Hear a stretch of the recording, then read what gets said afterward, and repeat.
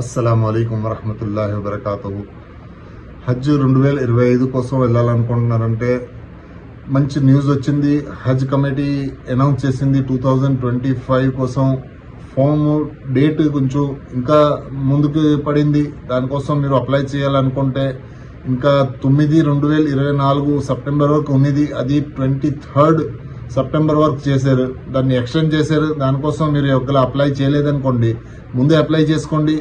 చాలా తక్కువ మంది అప్లై చేశారు ఈ సంవత్సరం. దానికోసం దగ్గర 1,22,000 మంది వెళ్ళాలన్న సీట్లు ఉన్నాయి. అది ప్రస్తుతానికి 75,000 మంది అప్లై చేశారు. అప్లై చేయాలంటే ముందు మీరు గైడ్ లైన్స్ వినండి. గైడ్ లైన్స్ వినిన తర్వాత మీరు అప్లై చేయండి. ఎందుకంటే గైడ్ లైన్స్ లో చాలా మార్పులు ఉన్నాయి ఈ సంవత్సరం. కొంతమంది కన్ఫ్యూజన్ లో ఉన్నారు, కొంతమంది గైడ్ లైన్స్ వినట్లేదు, డైరెక్ట్ అలా అప్లై చేస్తున్నారు. అందులో కొన్ని కన్ఫ్యూజన్ వల్ల వాళ్ళు టిక్ మార్క్ పెట్టేస్తున్నారు.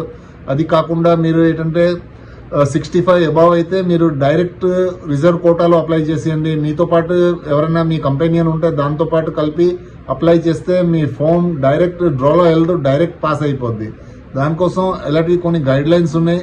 అది మీరు ముందు వినేసి తర్వాత అప్లై చేయండి.